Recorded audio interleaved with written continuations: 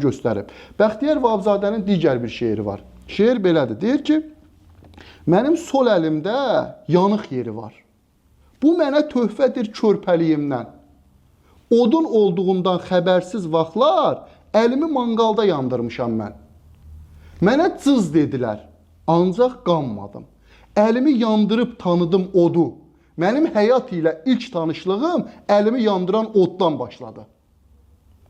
Oxşadı gözümü hələ uşaqkən, ocağın əl-əlvan tüstüsü, közü, dünyaya gələli bilmirəm nədən, nəyə vurulduqsa yandırdı bizi.